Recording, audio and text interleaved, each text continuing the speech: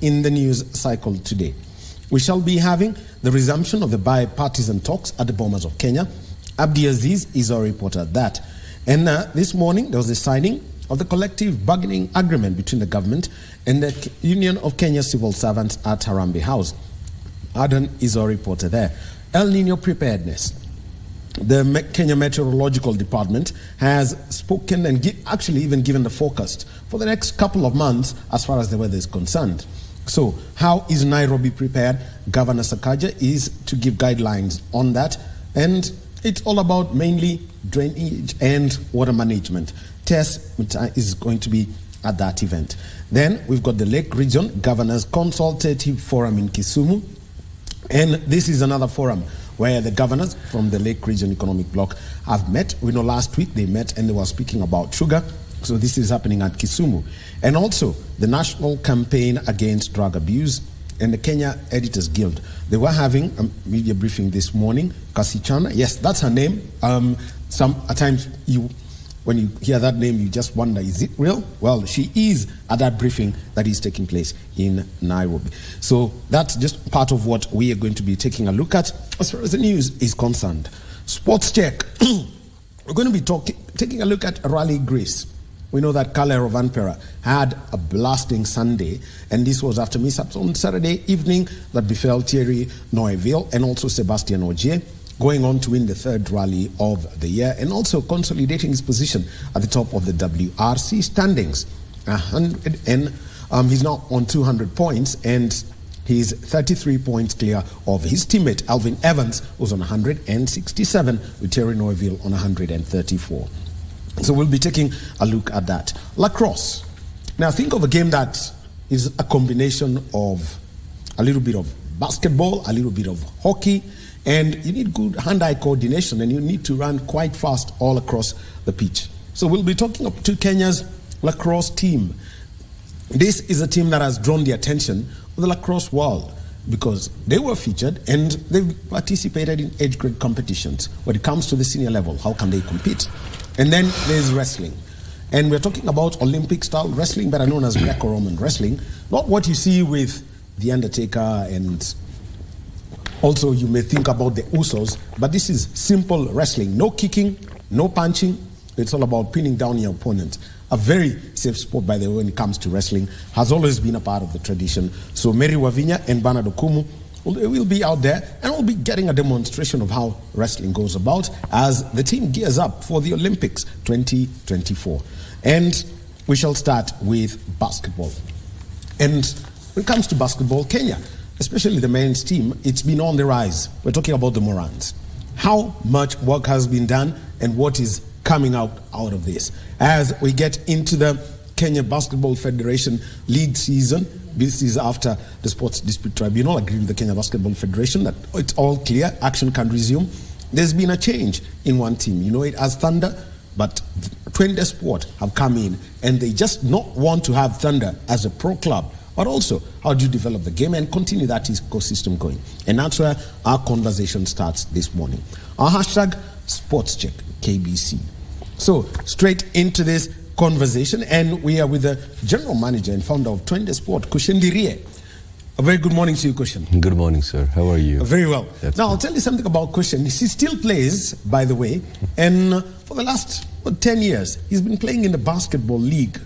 So, and that's besides investing in the sport. They always say that when you invest in a sport, don't expect to reap in a couple of years, in 2-3 years. It takes time, such that you can have that. So, and Kushen, he is now behind Twende Sport. They now, have got the pro club Thunder. We're playing in the KBF league. Now, Kushen, let me just start with this. Just checking a background on you. You, in your college days, you played for a club called the Grizzlies. Yes. And one of your opponents was Thunder. Yeah. Yes, that's right. How did you eventually, coming to this, say, let's have the name Thunder together with Faustin, who founded the club? Well, we have talked with Faustin, and he was very much generous. Thank you very much for also giving us the team and working together. he said one of the things was, please keep the name Thunder. That's why we keep that name Thunder. Okay, that's really, it's a good name and it flows with Twende Thunder, you know, so that's very good. Before we start anything, I would like to say my condolences to Morocco, the earthquake that happened. Oh, yes. I have sent a couple of girls, Kenyan players from here to play the Arab Basketball League in Morocco. I've talked to them as well, and they're doing well. Everything's okay. My condolences to everybody that passed away in Morocco. My condolences. I hope that they recover very soon. Well, and we will also, like to say that, yeah, it really did hard because we know that Morocco at the moment is the heart of African football. So even for their team, they've got to have, they've had to have their match rescheduled and played outside for the Africa Cup of Nations qualifiers. Yeah. The condolences, and the girls are okay now. Yeah, the girls. Because I know the epicenter was Marrakesh. Yes, they were playing with the Somali girls. So I am involved with the Somali girls basketball as well. So the girls were Valerie and Belinda. They're Kenyan girls. They're very good players. I hope they are doing very well. They're safe and secure. Oh, yeah. All right, good. So now let's get back to the story of the basketball story of Thunder, and the backstory when Faustin Gendi started it, and now you coming in. Well, basketball, Twende is just about building the basketball ecosystem in Kenya. Okay, we're a bunch of guys that love playing basketball, and we play together and everything. The founder, one of my good friends, I known him for over 10 years. He's American. His name is Colin. He's the head of Twende, and I am with him on this thing, right behind him. So we are tired of seeing other countries around Kenya doing so well in basketball, and Kenya, we're just standing still. We're not moving. We're not going ahead. We're just standing still. And all of our good players, all of our Moran guys, all the national team guys are going away, and we like to change that. We want to keep them here so they can play here, pay them here and everything, so they can be comfortable as well. Yes. So let's start with this.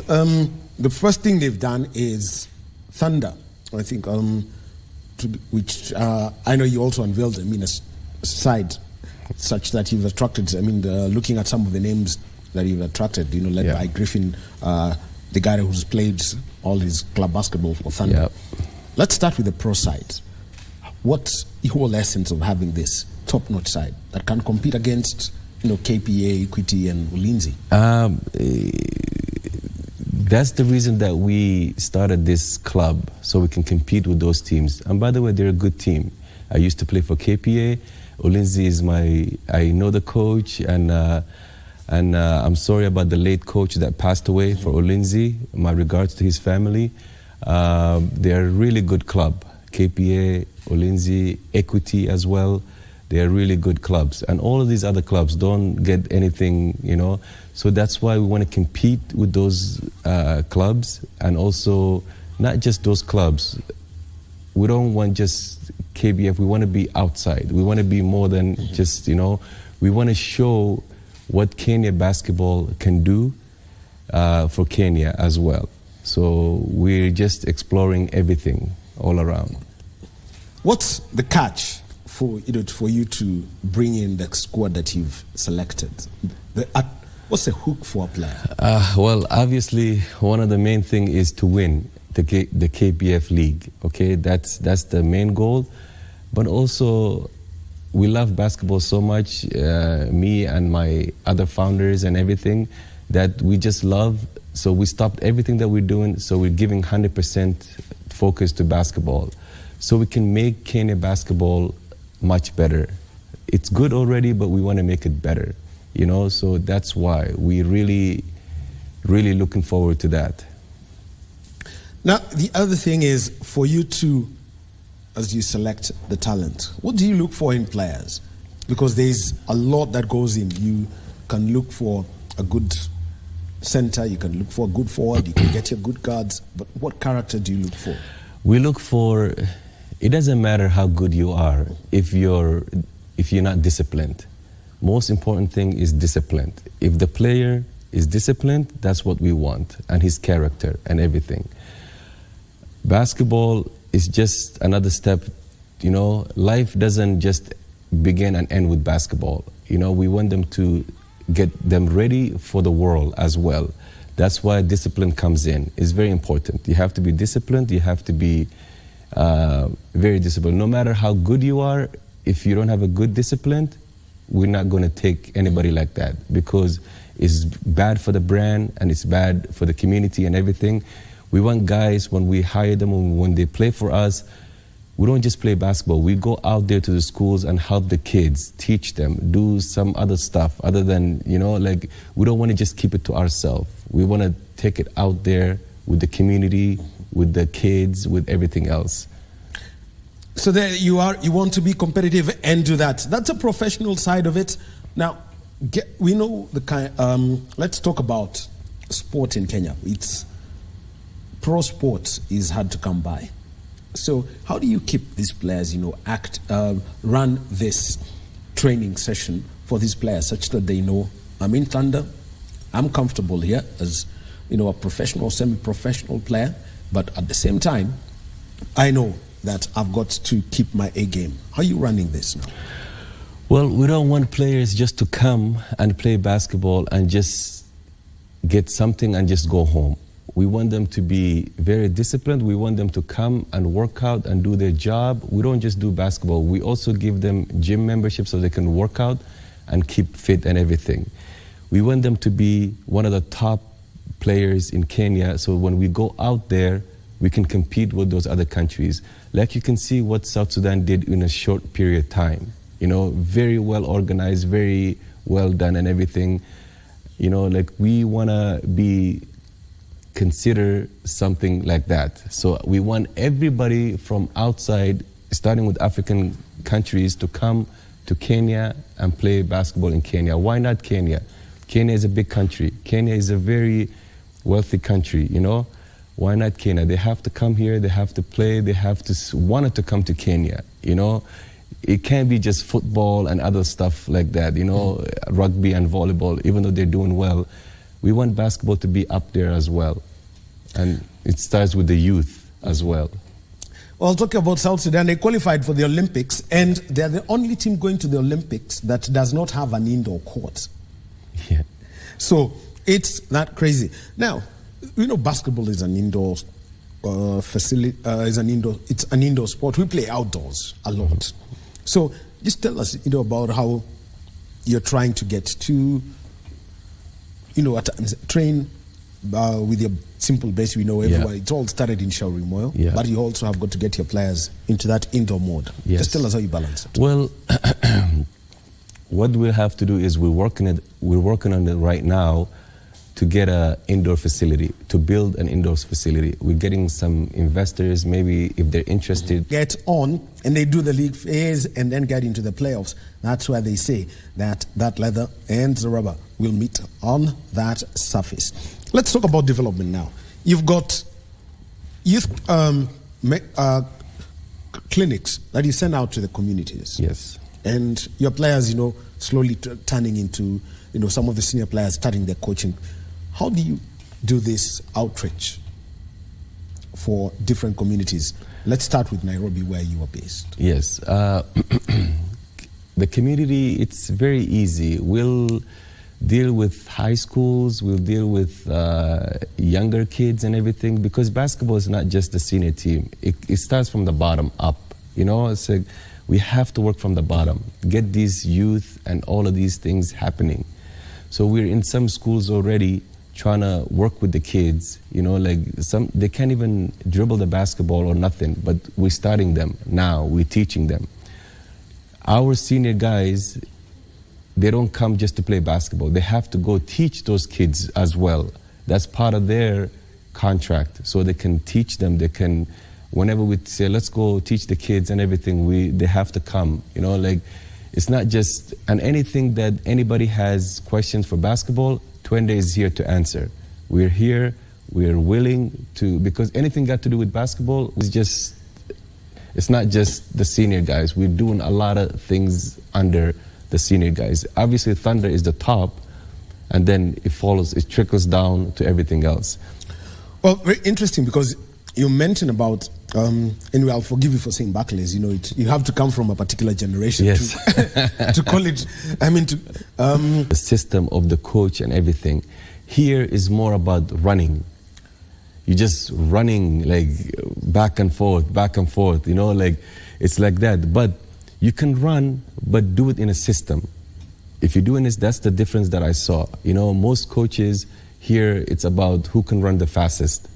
You know, basketball is not a marathon. You know, it's about a game of IQ. You know, you don't just play basketball. You know, a lot of people, they just play basketball because they just want to play. Basketball is, that's why I'm this old and I'm still playing. You know, you don't have to be running all the time. You just have to use your mind and just to cut and pace. So system is the most different thing. You have to play within a system. Use your teammate. Basketball is not one-on-one. It's 5 players. How do you use those 5 players? How do they cut? How do they move? Set screens, things like that. You know, that's the difference that I saw the Kenyan basketball and the North American basketball. But we have to somehow change that and break that so the guys can play in the system, and then when they go out there, they can play within that system. and that has got to start, and you start them young. Yes, you have to start them young. You have to start them very young. That's why we're still this age and we're still playing. I play still for the team called Blazers. They're my boys. Shout out to my Blazer boys, you know. Where is your legends? Yeah. You know, and the Blazers. I also play with my good friends. They're older, my age and older. They play in Wagozi. We play at Saturday mornings from 6:30 in the morning until 10 a.m. And then we have breakfast. They're much mature guys. We play together. And we also have another middle-aged guys, you know, in NIS. We play at NIS on Sunday evenings from 2 p.m. They're also my boys. Everybody's... NIS mean Nairobi International School. Nairobi International School, yes. People don't confuse. Oh, okay. Don't get confused. Yes, they're all, you know, so that's why I play with all of these things, these different groups and everything. That's why I love the game. That's why that's where I met the owner, Colin. I known him for 10 years. Because of his idea, putting this together, you know, that's why we're doing this. Now, the other one that I've seen, you know, is when you compete in the street inside exposure leagues. Just how different is it when you talk about, let me just use the term, league basketball and now the street basketball? Well, okay, basketball is basketball first, okay? Street league is like a whole bunch of guys playing together, you know, and we're like, what you call it, we're playing in outdoor, kind of in the hood, you know, and KBF is like to the side where all the league and all of these other things happen. They're two different things, but basically they're almost the same, you know.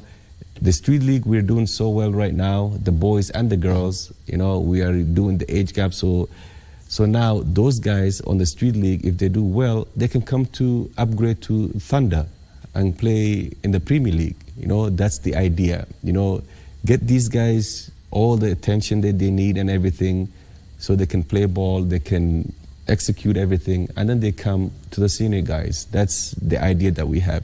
But they're basically both the same. But KBF is a little bit more, you know, developed, and everything as a street league, I think is like the last 4 years or 5 years it's been running. And this is our first season, so let's just see how it goes. Now, the other one is 3x3 basketball. And the reason I would like to mention this is that we've seen Kenya qualify for the Commonwealth Games, play at the highest level in 3x3 basketball. Are you looking at this the compressed version of the game? Well, those 3x3, we have a lot of players that play for that, okay? In fact, some of them will be going sometime this week to, I think, Serbia. I'm not sure. Yeah, and we have to release them because they have to represent Kenya, you know? Like, that's why, you know, even though we want them here, but we still wish them well and everything. obviously the training that they got here as well is going to help them out there. You know, we want them to succeed. Kenya is doing very well on the 3-on-3. They're doing very well. So let's just see how they do. And then I think in February sometime they'll be going to France or something like that. Yes. So that'll be very good as well. That's why we have them on the team, so they can also train together and play together as well, so they can even understand more of each other. And they'll do well. Now, the other question that I want to bring out is, preparing a player mentally for life outside of the country. Yeah. You mentioned right at the start, we've got 2 players playing in the Arab League who are based in Morocco. Yes. How do you prepare this mentally? Because we've seen players suffer culture shock. Yes. And also when they get into that level of professional sport, at times the superstar mode is actually, the star is actually dimmed out. Yes. And you're told, you are here. Yeah. This is the work. So that's why that we have these international coaches coming here, the North American coaches coming here, so they can get these players ready, so they can work with these players and everything, so they'll be ready when they go out there, you know? So these girls, they're doing well right now, you know, but for now, basketball is just basketball. I care for their safety first, you know, because of what's happening in Morocco. And the games will be resuming in 2 weeks. And the coaching staff told me that they'll be okay, everything's safe, all the players are coming, all the other teams are coming back and playing. So let's just see what happens that way. So that's why we are preparing these guys to go to get ready for things like that. Even some of them I have taken to Somalia and played basketball there. And they really liked it, you know, they really enjoyed it, and it was really very good changing for them, you know. So we'll get them ready. We'll get them ready. That's why we have this international coaching staff that are here from North America for them to prepare so they can play system basketball. We want to change that because we want to change, make everything system so everybody can run plays, do things like that, not just run. Maybe just explain this system basketball, because I know if you go talk to a coach today, he'll tell you this is a system I'm playing. Some will say I'm playing zone, I am playing man marking. Yeah. But just clarify this, because I can attest to it. I see a lot of attempts at fast breaks in Kenyan basketball. Yeah. The difference is system basketball is where you come and you run plays, where somebody gets screened for you and you can get the ball easier and you can move around. Where the running basketball is somebody just gets the ball and just runs and just makes one pass and he shoots or takes a layup, and then now the other guy gets the rebound and then runs the other way. So that's the difference. The system is you run your system that the coach has teaching you. You know, and that's what we want these guys to do, and that's what most of these coaches in Kenya, they're good coaches, don't get me wrong, you know. They're really doing a good job, you know, like KPA coach, I don't want to say names, then everybody's going to say, what about our names? So they're doing really well, you know, Equity, Ulinzi, all of those guys, they're doing really well. But I want a day where we can have an international coach from North America come and coach all the other coaches as well, you know, so everybody can be on the same mindset. So now when the Morans or these other teams, they go outside, they'll be ready to play the system basketball, which they're already doing, so they can do it even better. Yeah. The other one is trying to tap the talents. I watched the Afro-Can a couple of months back. Yeah. And the one thing I realized is we don't have the biggest of people. How do you get some of these bigger players to come play?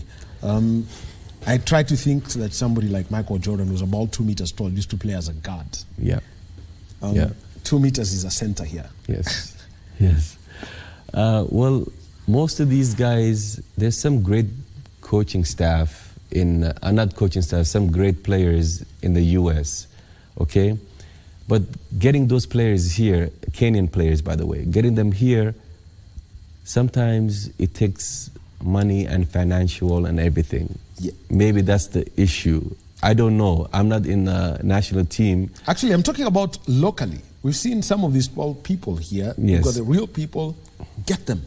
Yes. Yeah, but we can only work with what we can work with, you know. But talent-wise, but we will definitely get more guys into the system. Yes. Okay. Yes. All right. Kushan, we'll be coming back to you because we've seen something happening. Corporates coming in to help, set up playing services and all of that. Maybe you could talk about this and also how those collaborations can work.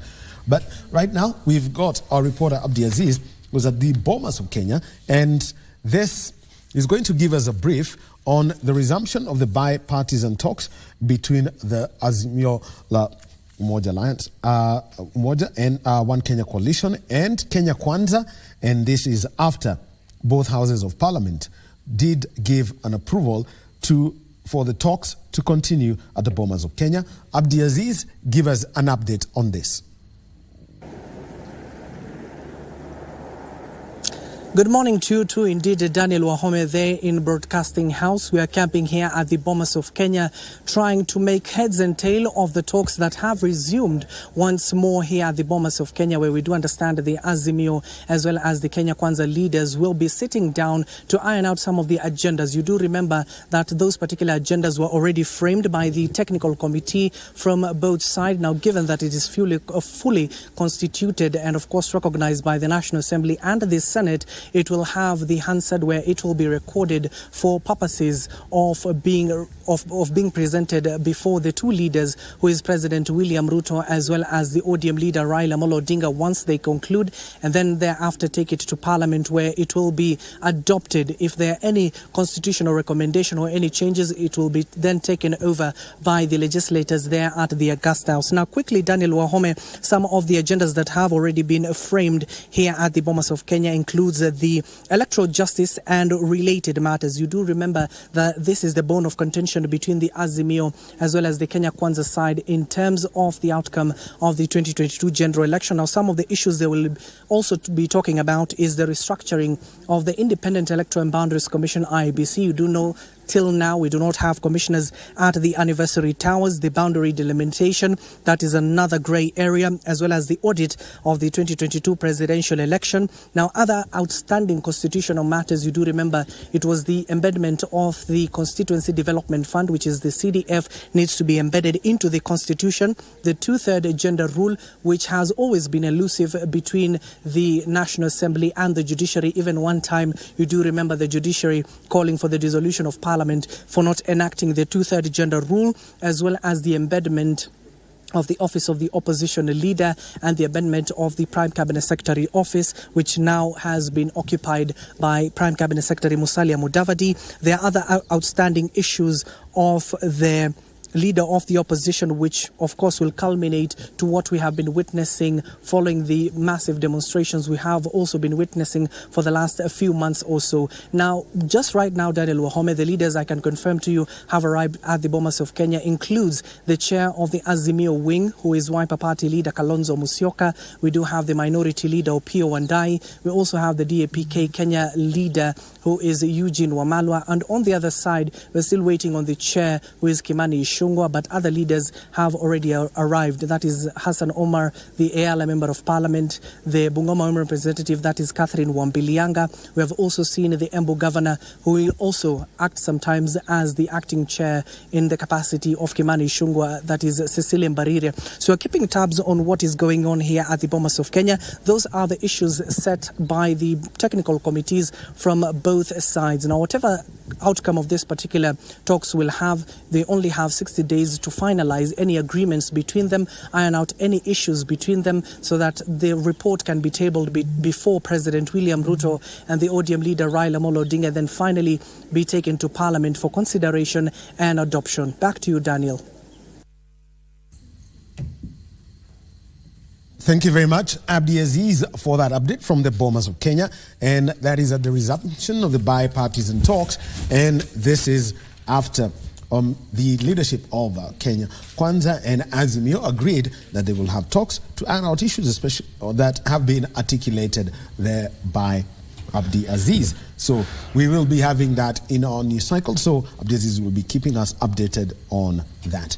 Let's get back to a conversation, and we are talking basketball here and the development, and we are with the general manager of Twende Sports, Kushin Dirie. He actually plays basketball, he plays for Blazers, and he knows what it is like to play in the top tier of Kenyan basketball, has also played basketball in North America in his college days. And he's spoken all about that. Now, let's talk about infrastructure, because some of the partnerships is that people have come in and said, we'll support you to have a playing surface. Initially, I wouldn't even bother about going indoor because that's quite some cost, just putting up putting up that arena. Yeah. But let's talk about where it all starts. Even in the US, it starts outdoor on a good surface. Yeah. What's the impact, for example, in Jericho of the court that you were able to, the playing surface that you were able to get? Well, playing indoor and playing outdoor are two different things, If you're used to playing outdoor, you're used to it. But if you're not used to it, like if you're coming from North America or other countries, Europe, you play outdoors and you come in, you play indoors and you come outdoor, your joints hurt. Yeah. Your lower back, your knees and everything, because you're jumping. Into the indoor arenas, right? Yeah.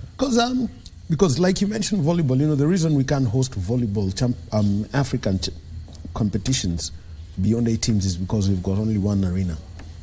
And that's and that's a big problem. And it's a big.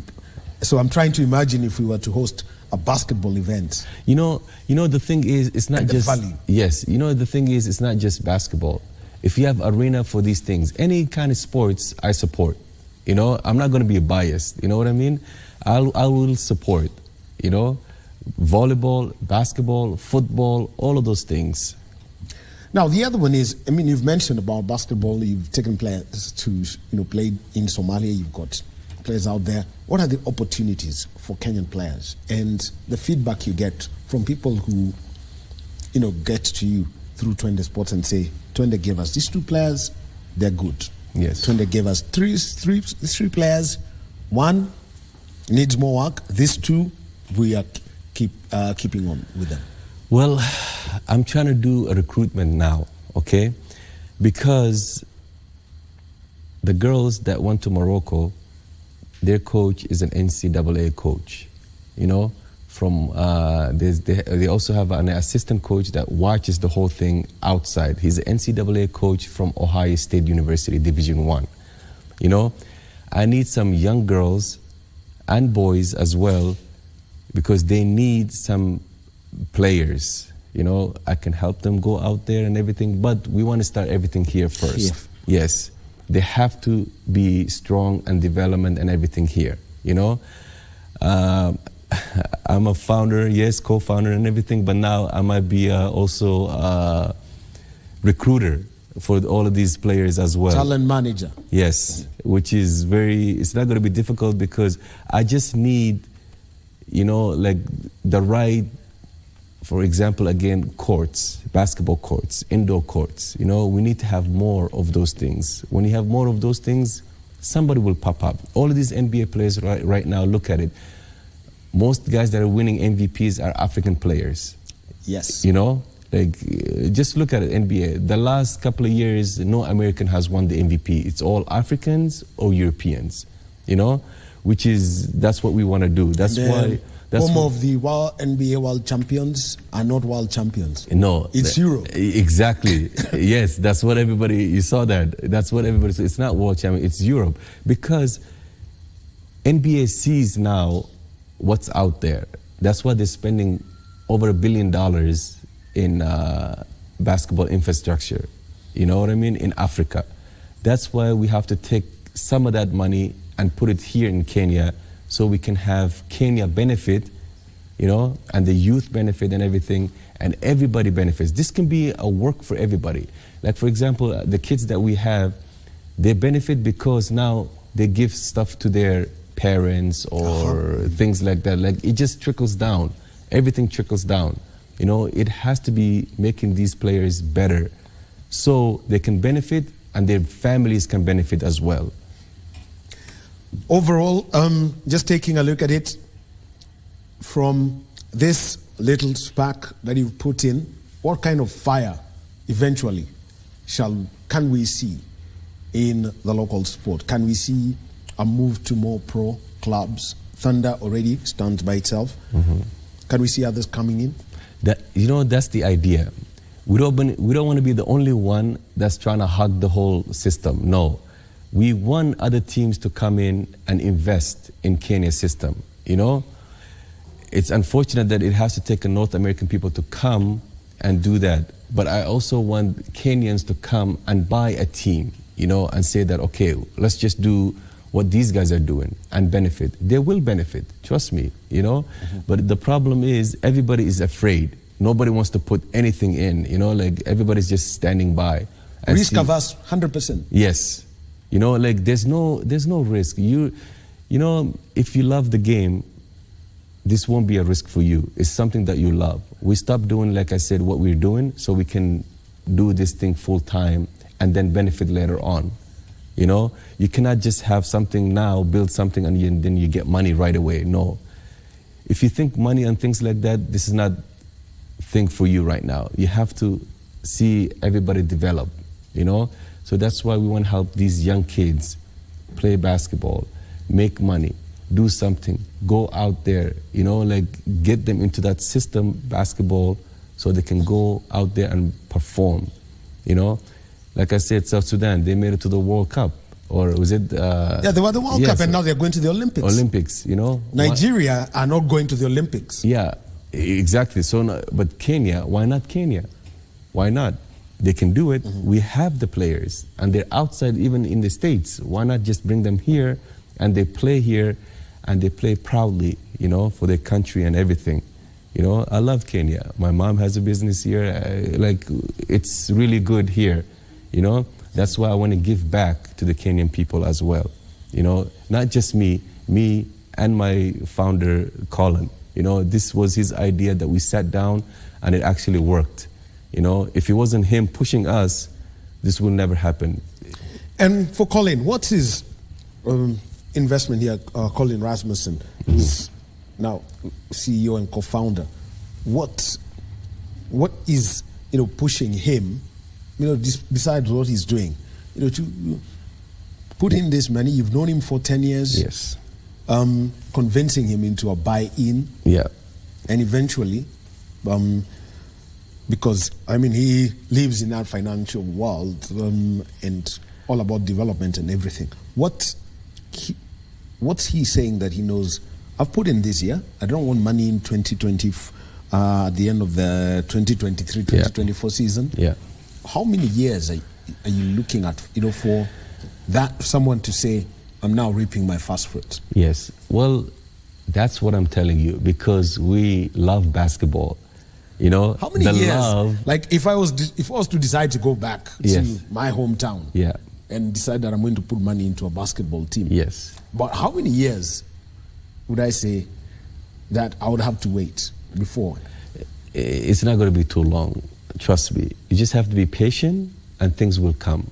You just really have to be patient, and you just have to be well connected as well, so you can have fundings and all of that stuff as well. We're waiting for all of that stuff, and then we're just saying that let's just work this thing through. We have a lot of potential investors that want to do everything, but everybody wants to see you first. They want to see you first, and they want to see you, and then when you succeed now, everybody wants to come in. But that time is too late, because now we succeeded, everything is okay.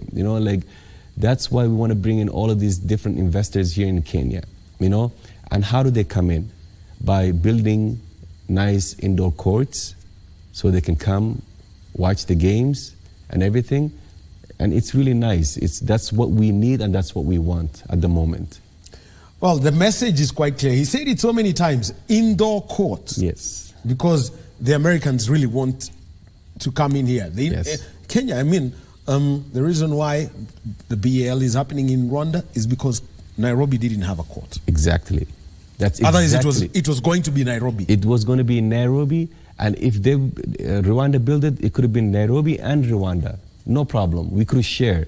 You know what I mean? The finals could have been happening here. But we don't have an indoor court. We don't have the stadium that Rwanda has. You know, the population of Rwanda is probably what, 3-4 million or something like that, and Kenya is 54 plus million, right? So even the NBA and all of those guys, they want to be here, but they can't because there's no arena. There's nowhere to go and play. Wow. Looks like there's everything. The talent, the coaches can come. Yes. That's not a problem. Yeah. The talent is there. Yes. It may go out there. It's not a problem. But eventually, it looks like there's one thing missing. That arena. I'm sure that message is going to be passed. Yes. I think a week from now, we know we'll be hosting a person who's around this. So we'll pose it to him and we'll tell him there was this huge concern. Please do. We shall be hosting somebody and we'll pass concern. And also at the federation, team up with volleyball and handball. Yeah. We will definitely do that. Team up. Yes. And you'll make a case for one shared arena. Yeah. Thank you very much. Kushin Dirie, you can always catch him at the National Stadium. You'll be surprised when he's playing for Blazers. And he says he's an old man now, but I'll tell you, he can still make these young men have, you know, their tongues out and catching their breath. He's a basketballer and he's with Twende Sports, and that's a brand that is behind Thunder Basketball. So we'll be taking a short break now, and when we come back, we'll be talking wrestling and also a sport from that's very popular in Canada. Age grade teams from Kenya have been there. A film has been made about Kenyan girls. We're talking about lacrosse. Let's get that at the other end of the break.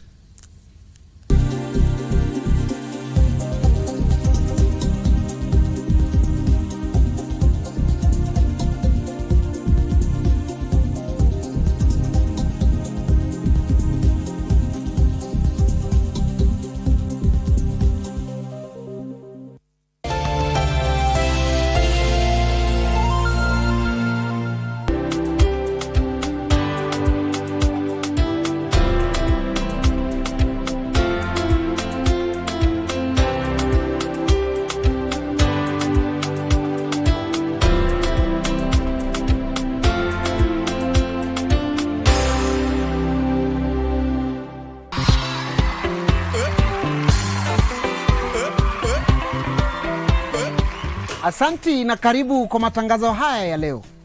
Kuanzia Jumatatu ifuatayo. Waza padhe bana, jo kumekuwa na operation hapo hivi. Manguru amekuwa na operation hapo Riamba Tai, lakini si nimefimbitika bana. Tuache niwapeleke na Riamba Tai kwanza, si ndio? Oya. Mimi unaweza nitakatelo ama unaweza nitakwako mbongini ya kimonyo. Wait, unanita kwa you can do what?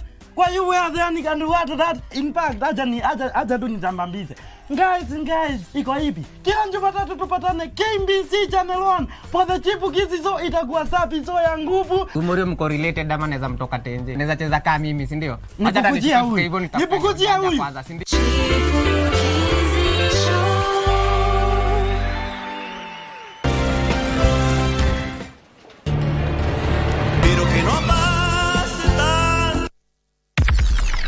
Kirinyaga, hamjambo. Stesheni unayoyenzi ya Shoro FM. Kwa ushirikiano na Jamii Executive Gardens Mwea, tunakuletea burudani ya kutetemesha Kirinyaga. Ijumaa tarehe 15 Septemba. Burudani hii itaongozwa na Prince of Mugithi, Tony Young. Pamoja na 90K Kamso.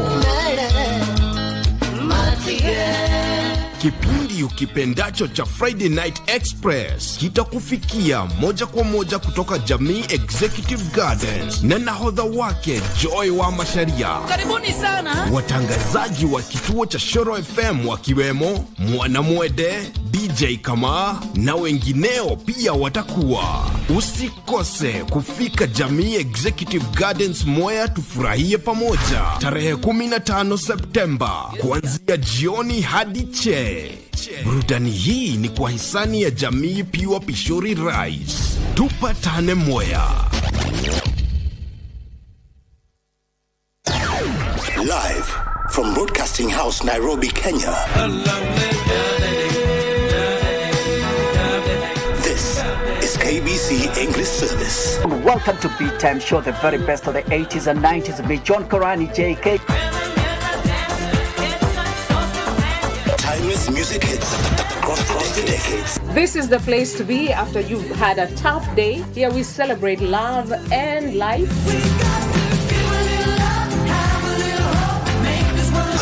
I'm your host, Caroline Wangishi, Karo Gatata Moshero. My name is Geoffrey Mongai. News, information and entertainment. KBC English Service, Kenya's official national radio.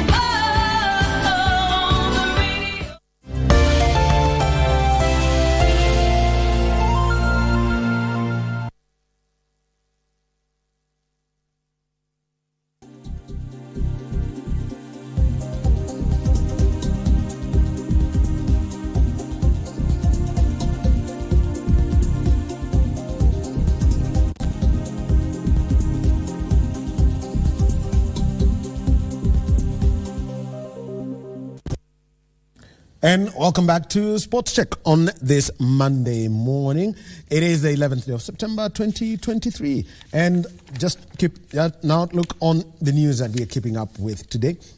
First, we've got the bipartisan talks at the Bomas of Kenya. Kenya Kwanza and the Azimio la Umoja Coalition, they are meeting to matters to do, with electoral justice, the IBC reconstitution and restructuring, and also having some other matters embedded in the constitution, like the office of the leader of the opposition and also the Constituency Development Fund. We've got the signing of the collective bargaining agreement between the government and the Union of Kenya Civil Servants. Also, there was an update on El Nino preparedness, and this has got to do with Nairobi City County. The Lake Region governors are holding a consultative forum in Kisumu. That's going on around now. And also, the National Campaign Against Drug Abuse and the Kenya Editors Guild had a briefing this morning. So that's basically just part of the news items that we are keeping up with all around the world. And also, like was mentioned, there was a sad story that happened in Morocco, the earthquake that left over 2,000 dead. So that's part of our international friendly coverage. Sporting-wise, at noon, the Harambee Stars training ahead of the encounter with South Sudan tomorrow at 4 p.m. at the Nyao National Stadium. So that's part of what our news team is keeping the beat on. Now, time for us to get to have a look at wrestling. And we're talking about a safe sport. Not what you see where you got names like The Undertaker, The Usos, The Rock, or John Cena, but this is Greco-Roman wrestling, a sport that is contested at the Olympics and also at the Commonwealth Games. And Mary Wavinya and Bernard Okumu are at the Kasarani Gymnasium. This is the smaller one, and this is where the Kenya wrestling team is training. Let's get a look at these sports.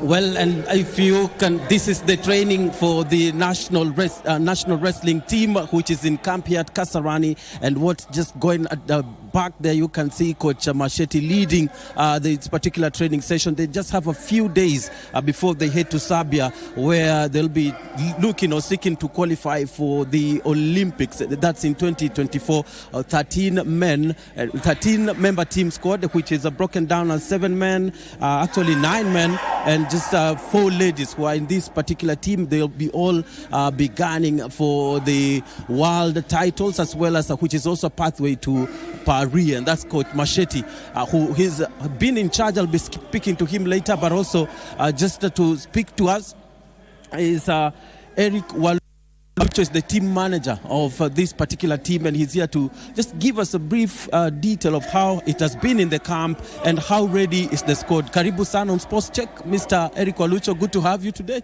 Thank you so very much. I thank you for having visited us here.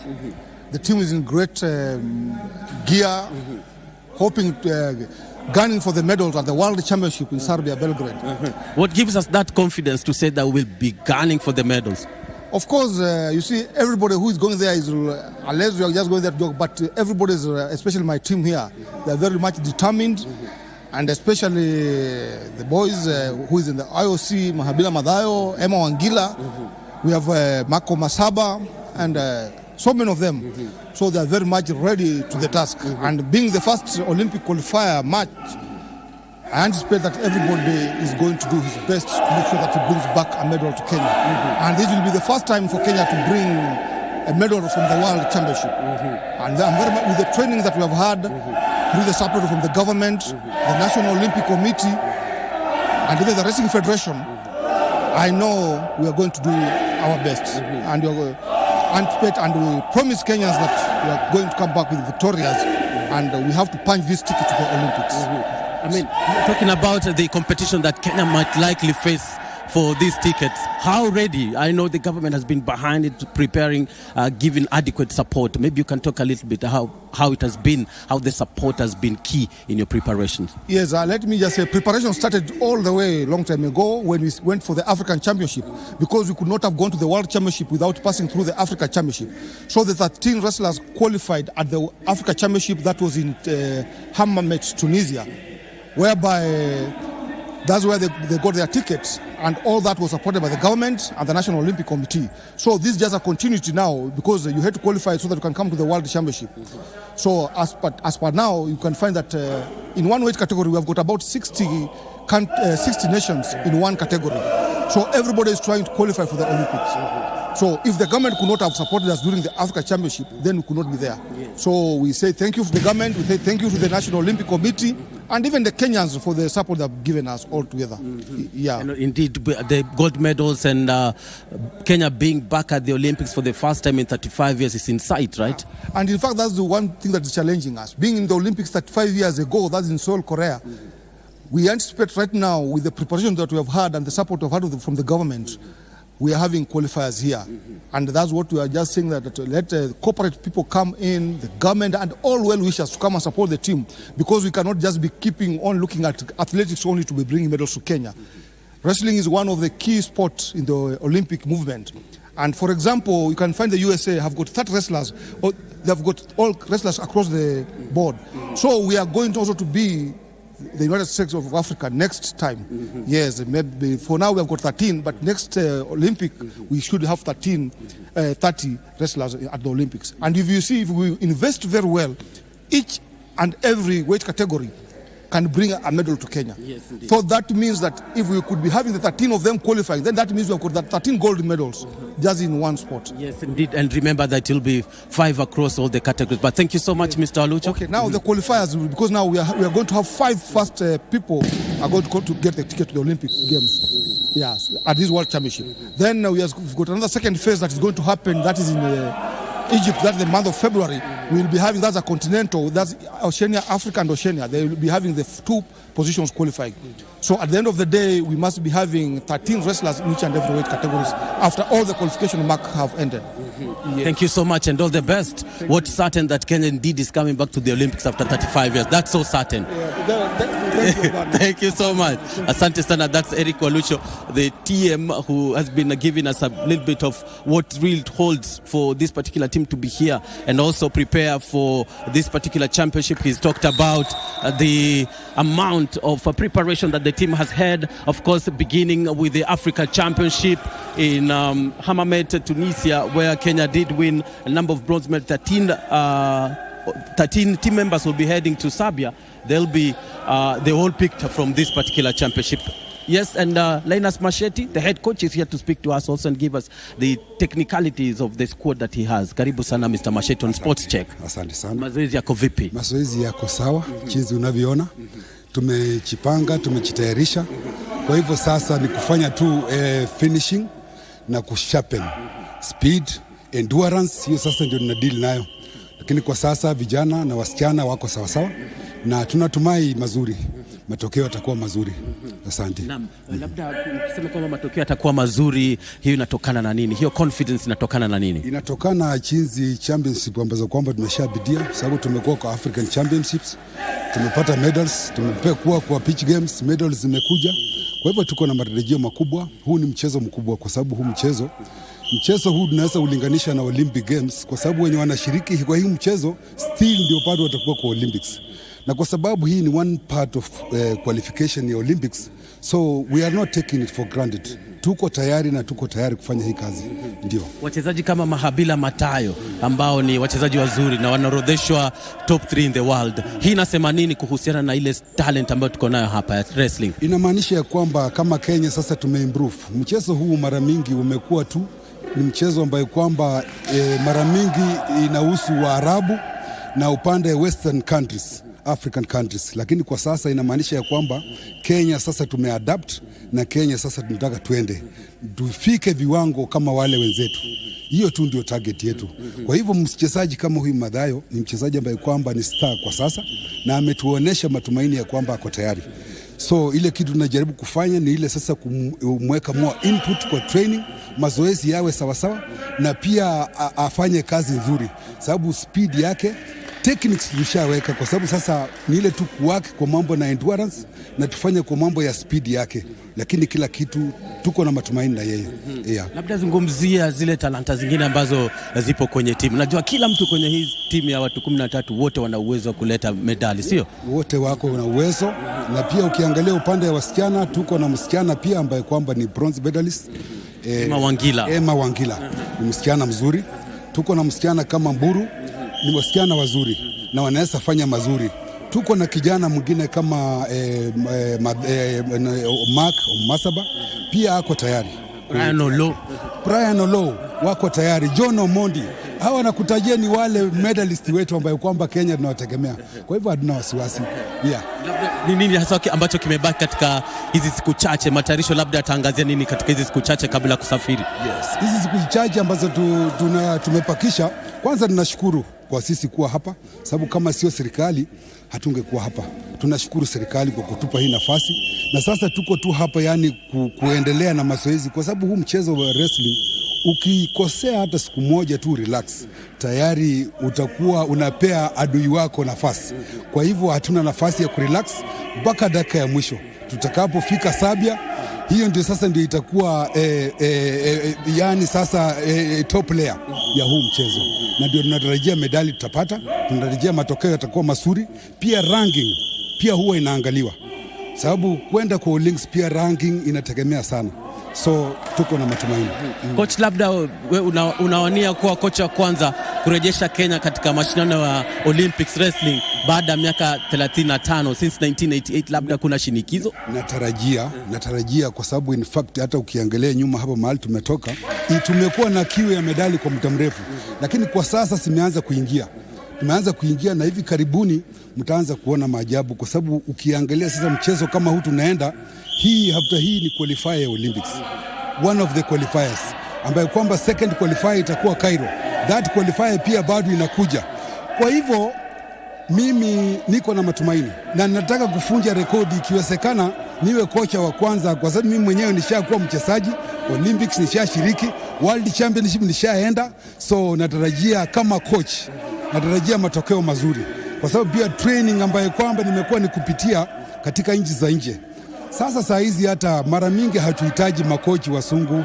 Hizi vitu zote nimesoma nikiwa Moscow, na hii yote niko nayo hapa.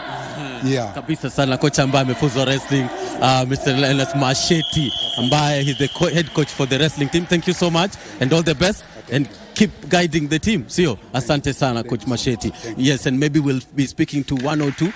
You can bring us Matayo and Emma Wangila. Sio, that's head coach Masheti, just talking about how the squad is ready, and also he's a member. He's actually one of the last of the Kenyans to be at the Olympics in wrestling. So, I mean, what better hands or better ways for the team Kenya to be in than the one who is really experienced and as well as knowledgeable on that particular front. So I'll be speaking to Matayo. Pongezi sana kwa mazoezi, sio hujambo, lakini mambo mazuri. How has been the training so far? So far training imekuwa poa. First of all, ndashukuru government kutuandalia hii training kama ya 1 week, so at least wengi wetu hapa hivi wamecontain weight na tunaendelea hapa na catch up. Yeah. Yes, and you're going into the World Championship ukiwa in very good form. What do you speak about that? Yeah. Unasema timu indaji akienda kuinda hata panye kipita mbele anapita nao. So mimi naenda mawindoni, wenzangu pia wametrain. Najua naenda vita. Kila mtu ametrain. So pale mimi nimejiandaa ile yenye ndapata mbele ndapita nayo, siwezi achilia kwa ajili ya country yangu. How crucial hii win yako ambayo ulishinda katika hii bronze ambayo ulishinda katika mashindano ya Afrika labda inakumotishaje ukielekea Serbia? Imenipatia motivation, so at least pia tena imenipatia worry kwa sababu wale pia wamejua wanaenda kupatana na bingwa huko Afrika kutoka Kenya mwenye alipata bronze, so pia wamejiandaa, lakini ananipatia morali na at least motivate wale ambao wako nyuma yangu, na pia mimi nanipatia morali, najua nafikia mbele kiwango na zaidi. Asante sana. Labda swali la mwisho, unafikiria kwamba itakuwa definition ya career yako kufika sasa in wrestling? Sorry?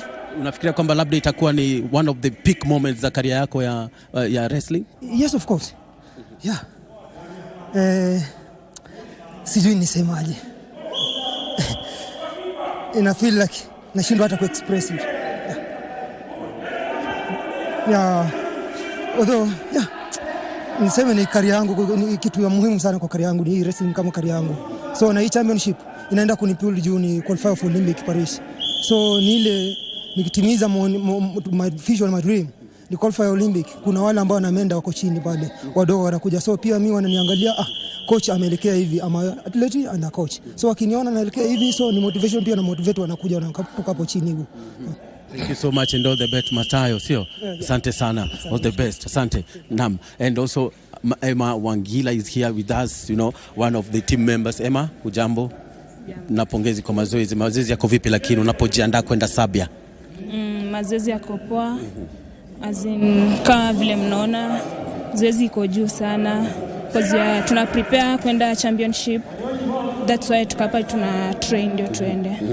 What are you training for? Wewe ukiangazia mazoezi yako, najua utapatana na wakinzani ama wapinzani, but kwa akili yako una train for nini?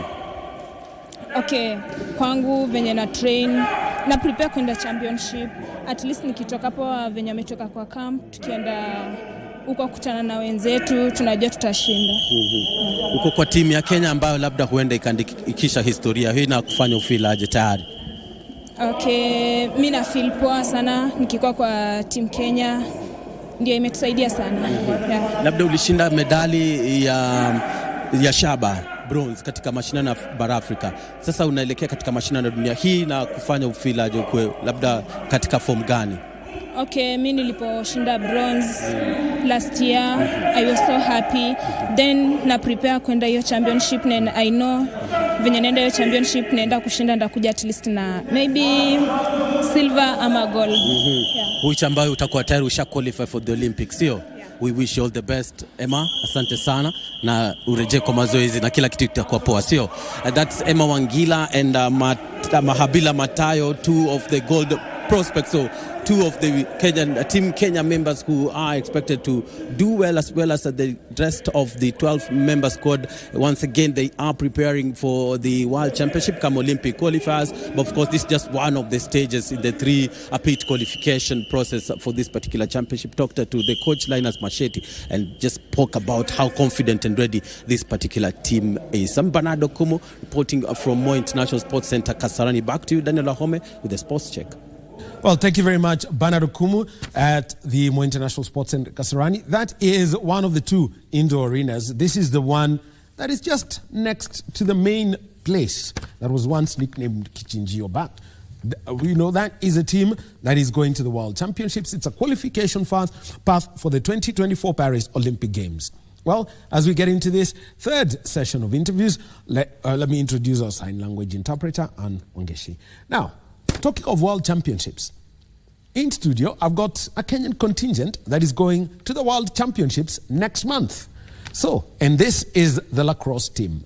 They have been to the age grade championships, the under 19 for women, the under 20 for women, and it's not every day that you get a Kenyan team have a film made about them. The Kenya lacrosse under 19 girls team had a film made about them. And it was such a big hit, and everyone told their story.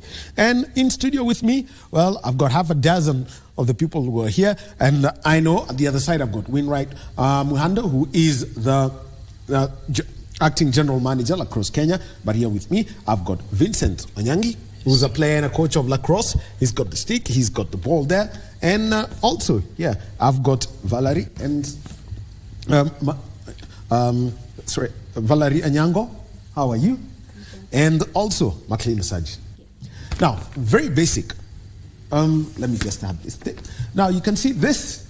It has got a net, and it's quite stiff, I've got to say. It's not as for this one.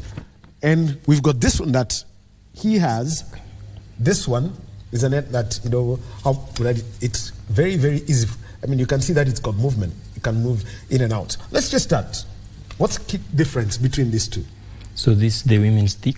It's not deep as men's stick because their game is not so viral, like there's no contact. Aggressive. So, yeah, it's not. It's not aggressive. As men's. As men's. Yeah. So our sticks are deep pockets, so you can cradle and run through guys as they beat you up a bit. So yeah. What do you mean, beat you up? Yeah, it's so aggressive. All right, Valerie, just hold this pen and paper. So here you are cradling. So what would you be saying about beat?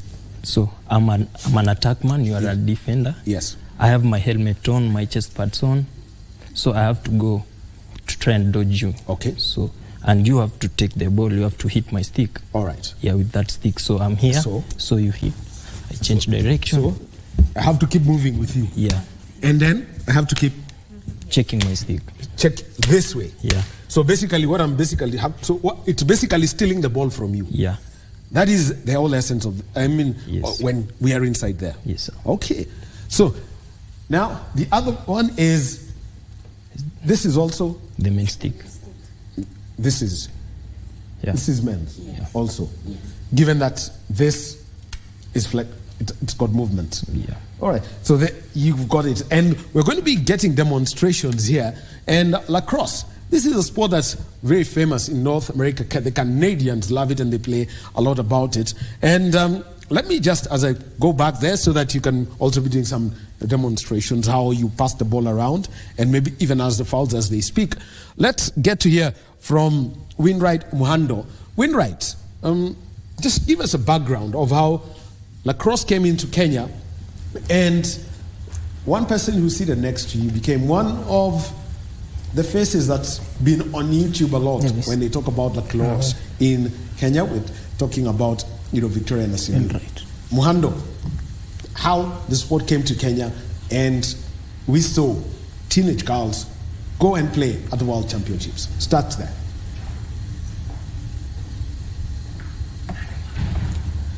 Yeah, Muhando too. Oh, okay. Okay, it's up to you.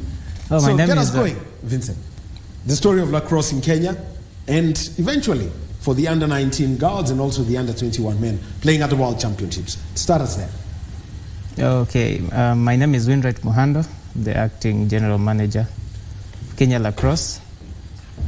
The sport was introduced in Kenya in 2009 by the lady called Storm Trentham from the UK.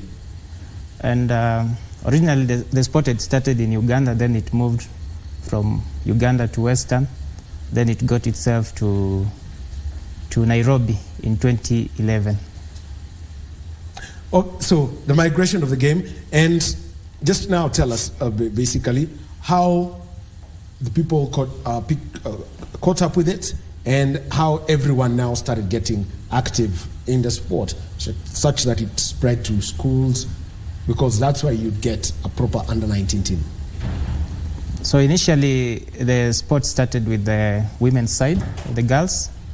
So they started training in preparation for the 2019 World Under 20 Women Championships in Canada. So the setup of the girls that went to that tournament in 2019 were mostly based in schools around the Western area. That is Bishop Sulumeti, Moi Girls, Eldoret, and other schools within Western region that time. And one of the persons who traveled with that team is Victoria Nasimi. Victoria is to the left of Muhando. Victoria, just tell us about getting into this sport and eventually getting that opportunity to represent the country and having a story of Lacrosse Kenya done in the form of a film. Thank you very much. Well, I started playing lacrosse in 2018 back in high school when I joined in Form 1. And we had Storm Trentham who brought lacrosse to Kenya, and she was basically getting coaches, most especially from the UK and Uganda, who are older in the game. So they used to come to schools to train us, and we prepared well for the Under-19 World Championships in Canada. And the experience was awesome. We were actually the first African team to participate in the World Championships, and we won 4 games. Yeah, and it was tough, but we really did our best. Yeah. Just give us the experience of, making it, going to the World Championships. What was the story? Did you have to play against Uganda, or was it this invitation where Storm said, "Look, I've got this team comprising young girls who are based in Kenya. They can come play the game here in Canada"? Yeah, actually, we really had a lot of friendlies with Uganda, and sometimes we had teams from the UK. Like I remember there is a time we played against Messiah College, that is from the UK. Preparations were very tough, and Storm organized everything for us, together with other Kenyan people who helped her, and she managed to get us to Canada. Tell us about the experience in Canada, winning those 4 games and the impact it had for you as a player and your teammates also, and how the rest of the world eventually perceived Lacrosse Kenya. Well, it was really, really amazing, actually being the first African team to get to the World Championships. And most of those white people looked at us and they were like, "We can't do it." And actually we were meeting some people, you ask them, "For how long have you been playing lacrosse?" And someone tells you, "I've been playing ever since I was 5 years." And for most of us, we had just played lacrosse for 2 years, 3 years, and we caught up. We managed to beat 4 teams. Yep, and the toughest teams like Germany and Israel, we really gave them a good game, actually. What was the reaction to the lacrosse world then after the performance by these girls who played the sport for 2 years maximum? Wow, everyone was amazed, because actually we had confidence in ourselves that we were going to do it, because we had prepared, we were physically fit, we had the endurance, we were well off, and we didn't actually expect to do that much, but we pushed ourselves to the end and we did our best. Wow, the story is there, and eventually what they did is that they were filmed. Once you saw yourself in a film, a documentary, what is this reaction? Well, it was amazing. Like, we felt so special for the first time ever, having something that great for us. It was a privilege, actually. Yeah, and we were so proud, like, to represent our country. It was an honor, actually. Okay. Well, we'll be coming back to you. And now let me move on to Davis. David Wafula, he's a coach, a lacrosse coach. You could talk about the men's under-21s, because they've also played at the global level. Yeah, as you said, my name is Davis, Coach Davis, from Mukuru Lacrosse in the Embakasi slums. So, as Winright said, lacrosse was introduced in back 2009. And it was introduced to Nairobi Mukuru slums in 2011 by the same lady, Coach Storm. And I was among the first people to, I was curious to know, hey, these things I used to do, what are they used for? And that's how, I started training lacrosse. And mostly it was introduced basically to mentor the slums kids so that they don't involve in these funny activities, just to keep them busy. But as years went by, we started picking interest in the sports, and that's how they came up with Winright here to introduce us to the world level. Now we started training to the world level, and we managed to get from the other area of Mukuru, we managed to get 15 guys to travel to the world stage. Okay, so Mukuru is there are several of them. Yeah. So which Mukuru at which Mukuru did it start? Mukuru Kwanjenga. Kwanjenga. Yeah. It started from Mukuru Kwanjenga, a place called Mikatu. Yeah. And where you went and picked the 15 others? Yeah, so I was like training the almost 30 guys, but unfortunately 15 made it to the world stage, and they are the ones who are chosen to represent Kenya at the world stage. Yeah. Tell us about the experience playing at the world level. So at first, when we were told we are going to play at Limerick, Canada, Ireland, we were like, it's not serious, it's just jokes. And guys were not that serious. And when Storm came and told us now we are applying for our visa and everything and the plane tickets, now we saw it's serious. Now we are traveling. So had you even applied for passports then? No. Kupuuza tu kawaida. Yeah. So it was like these normal jokes. Yeah. So when we saw we were called for passports and everything, then the visas, now we knew this is now serious. We are traveling. And for most of the guys coming from the slums, and you have never been at the airport the first time, it was just like a shock, and our parents never believed that we are traveling. So for me and for the guys to boarding that first plane to Limerick, it was just like a miracle for us, and it was the best experience ever that it is keeping these guys going up to now.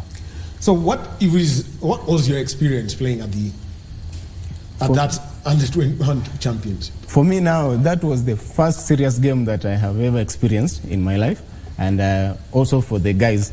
So for us, it was difficult and tensed. We were tensed playing with the guys. Like she said, you ask someone and he tells you he started playing when he was 5 years and you have played for 3 years or 1 year. So it was difficult and the competition was so stiff, but we managed. So we managed to like win 2 games, not like as the girls. We managed to win 2 games, but what I can say for our experience is that we tried our best, because those guys have facilities and we don't have those kind of resources for now. Yeah. All right. Now let me come to you, Muhando, and let's now talk about lacrosse. 3 formats: field, sixes, and box.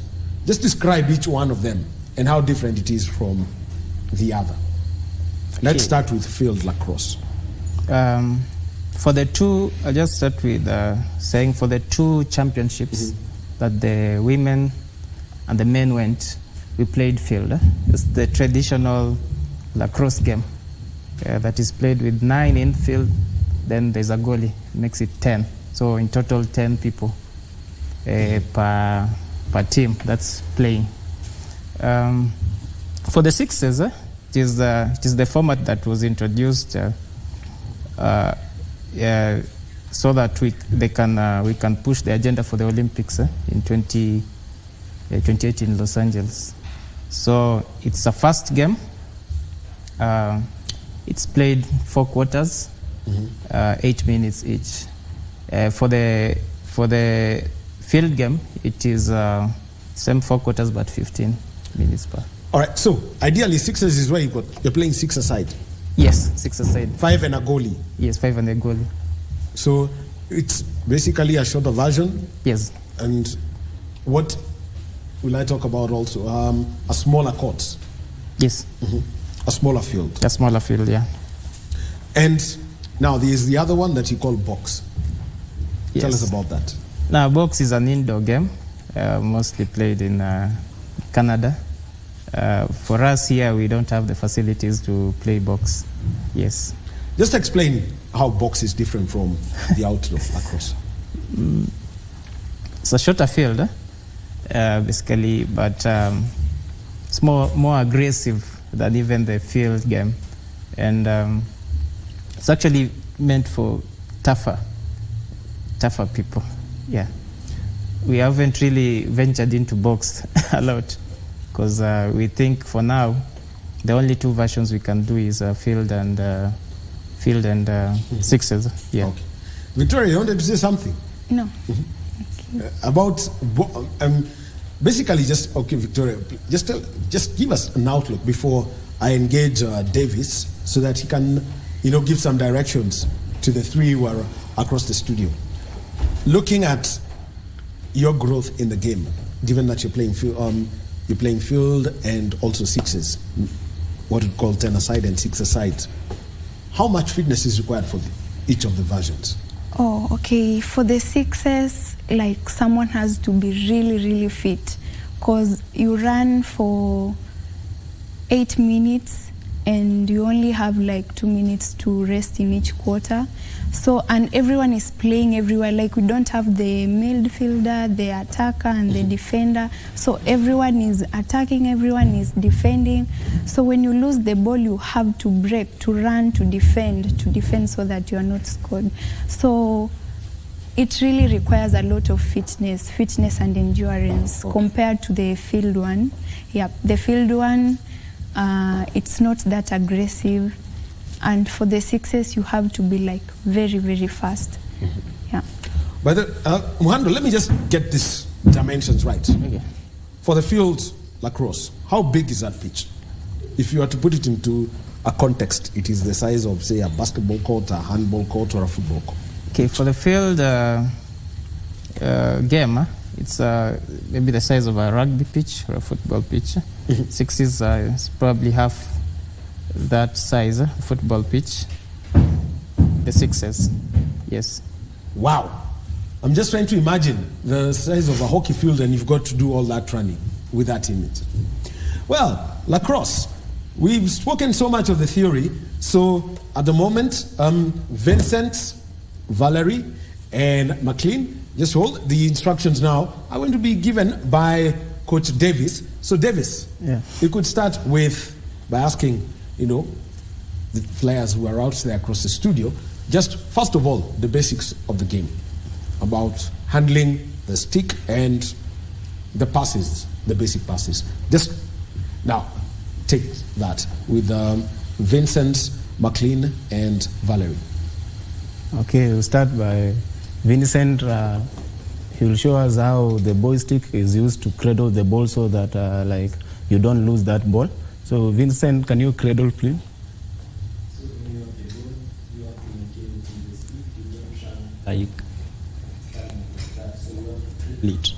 To maintain that ball in the stick, that rhythm. Yeah, that's cradling. That's basically like when you are starting off with the younger people, a new player. That's for the boys, for the starters, just cradling, and then we shall use the girl stick. Okay, just something. We know you're using that stick. It's got the net underneath. How do you ensure that ball doesn't drop off the net? Now, when you're cradling, it keeps it maintains the ball inside the net, and it keeps you safer from the other opponent. He can't take the ball from you that easily. Yeah, and the boy stick is more deeper than the girl stick. Yeah. Okay. There we've seen it. All right. The next move. So the next stick is with Valerie. That's the lady's stick. It's not that deep. Now, there are different versions of cradling with the girl stick than the boy stick. So maybe she should show us how the ladies cradle. Now, that's basically the ladies cradle. It's not that hard like the boys, and also the ladies game is that more soft than the boys. Boys is more physical than the girls game. Yeah. Quite aggressive. Yeah. Okay. Now, passing the ball around. Now we shall just start basically with the normal passing, just straight passes. Normal passing. Okay. Yeah. So, Vincent and Valerie, let's see this. Yeah. Now that's just normal passing on a standstill. There's something called cautioning, which Valerie is more doing that cautioning, and also Vincent. So when Vincent passes the ball to Valerie, she needs to caution, and for the boys stick, you need just one cradle to maintain that ball, to keep the control of the ball. Yeah. So basically, that's cautioning. That's where the reverse movements. Yeah. Now, I want to see McLean try and steal the ball from Valerie.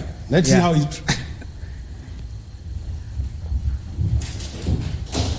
Okay.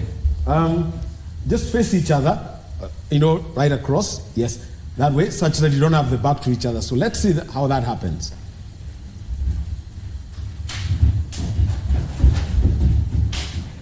Okay. Yeah. This is a serious dancing competition. So you need like to dodge, and you also ensure that the ball doesn't come out of your stick because you will lose possession. And for the ladies, we don't have that much checking, because it's more of just running and trying to dodge, but it's not that aggressive or hitting. So the men's game is actually very, very aggressive. Tough. So you need to have a helmet, elbow pads, and everything like to guard your body, because it's more aggressive. They will push you and they'll like check. So you need to be more safer. Okay, now let's just take a look at how you defend against an opponent. So I know McLean and Valerie, maybe you could just demonstrate that. Basically the kind of motions that you've got to do when trying to defend or when trying to get past a player. And then Coach Davis, you will give us an indication of what would be a foul in such a scenario. Okay. So that's basically defending with the ladies. You just push, but once that like she turns her back on McLean, that's a foul. That's a foul. That is a foul. It's not allowed. Again, when she hits Valerie's sticks, that way, that's a foul again. And also, you don't like cross-check. Cross-check? Cross-check, that's cross-checking, so you are not allowed to do those kinds of things. And if the ball is on the ground, you are not allowed to cover it that way. That's also a foul from the girls' game. And also kicking. Okay. Now, what about the men's game? On the men's side, Vincent, give Val the ball.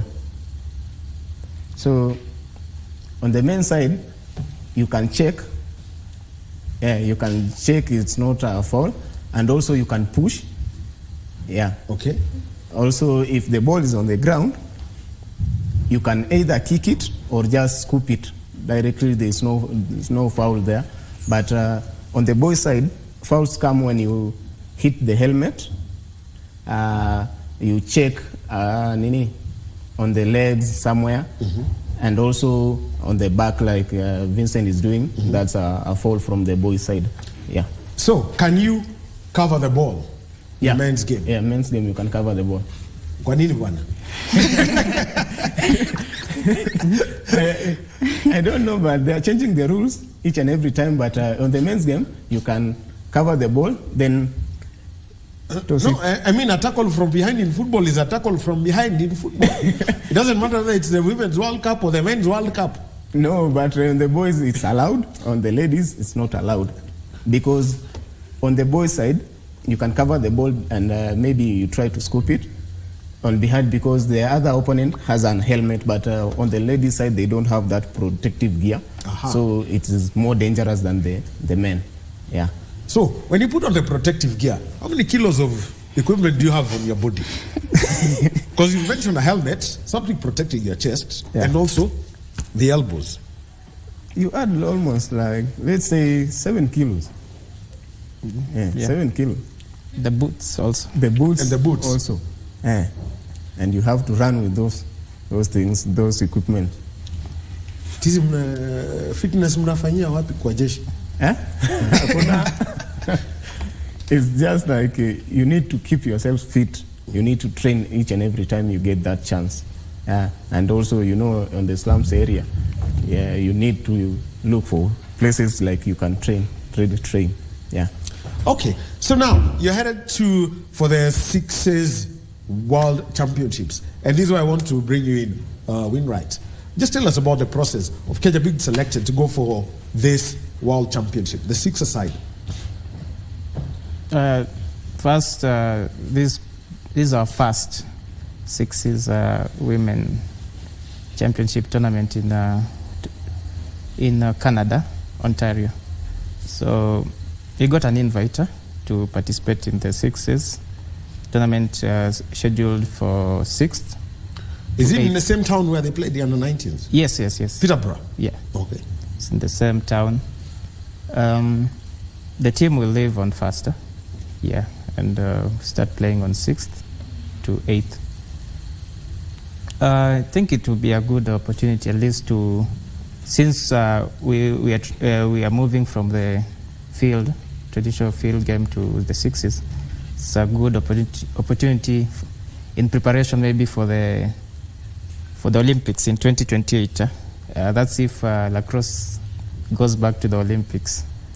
Mm-hmm. Yes. Yeah, actually there are two ways it goes back to the Olympics: a demonstration sport or a competitive sport. Yeah. Now, let me get McLean and Valerie to speak. McLean, I'll start with you. How has been that adaptation from field to sixes as a lacrosse player?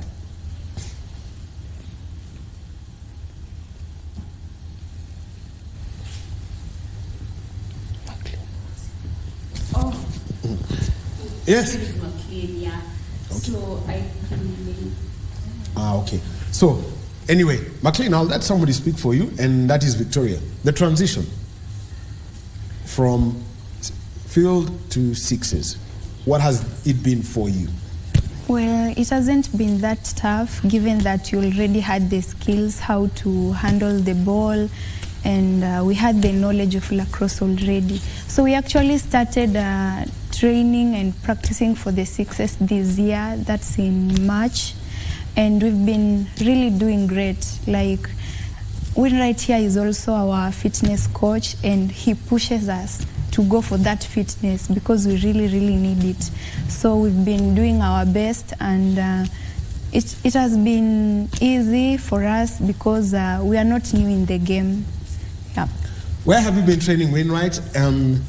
So as you prepare for, where are you training now as you prepare for the Sixes Worlds? For now, we cannot exactly say we have a home, but Lenana has been gracious to us, Lenana School, to allow us to train in their facility without paying anything. Yes. And to grow the sport, how would people reach out to you so that we see lacrosse happening more? The growth of lacrosse happening across the country. We have our social media pages. That's at Instagram is at Kenya Lax. Facebook we have Kenya Lacrosse. Yeah, and you can always get us at Lenana. That's we do have after every 2 weeks training, Lenana School. So anyone who probably wants to visit and see what we do, that's the place to be. You're training. What's the frequency of training now as you go for the World Championships? 2 weeks. We've been doing 2 weekly. That's at Lenana. Yes. But each one of them has got to keep their program. Yes. So, for example, Victoria, where do you train normally? Well, I stay in Kisumu. I usually do my training at home. I do wall balls. I have my stick and a ball at home. So I do wall balls, and when it's time for the whole team to gather for training, we all show up because we all come from different places. Well, so looks like Davis, if you have to work with the team, then kazi ipo. Yeah, kazi ipo. Okay. But actually we have lacrosse in universities. It's being introduced in universities, and a lot of high schools are playing lacrosse. So most of lacrosse players who are done with high school and are joining university, we are looking on how we are going to spread the game in the universities also. All right.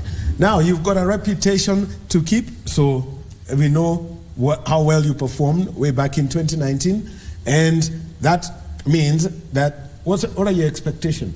How many wins? You had 4 years ago. How many now? Now we are going for more than 4. We want to beat all the countries we are going to play with. We shall be looking out for that. And thank you very much for coming in here and talking about this sport and giving us that demonstration. And we hope to see another film done, because when it comes to team sport and film done here in Kenya, there are few. So lacrosse has already done that. Thank you very much, Davis Wafula. Thank you very much, Victoriana Simiu. Thank you, Winright Muhando. And also our 3 demonstration players, Valeria Nyango, Maclean Osaji, and Vincent Onyangi. My name is Daniel Wahome. Thank you very much for being with us over the past 2 hours, where we've had conversations on basketball, wrestling, yes, Greco-Roman wrestling, not the WWE type of wrestling, and also lacrosse, where the women's team is going for the Sixers World Championships in Peterborough, Canada next month. Our sign language interpreter has been Anne Wangeshi. Coming up next is Kurunzi Mashinani with Nancy Okore, to be followed by Tamrini, which is our interview segment. Thank you for being with us. Have a good day.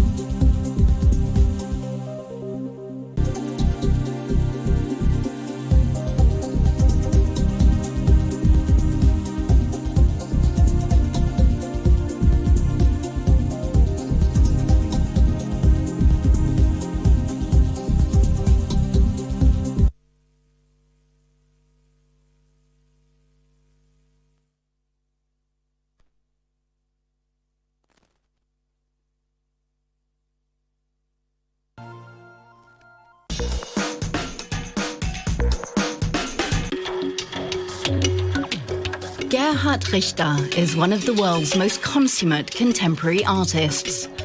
One who gets to the heart of the very nature of painting. He has a remarkable ability to reinvent himself time and again. Over the decades, he's been a photorealist and an abstract artist whose work fetches record sums. Abstraktes Bild 599 was sold to an art collector in 2015 for over $46 million. I always have the feeling that everything is botched. But on the other hand, yes, it's better than others. That's usually how it goes. What makes Gerhard Richter so extraordinary? Why did he become one of the most expensive contemporary artists in the world? And are established artists about to end up sidelined by digital innovations like non-fungible tokens? Arts Unveiled follows the money on the international art market. Gerhard Richter has just caused a small sensation in Berlin by providing the German capital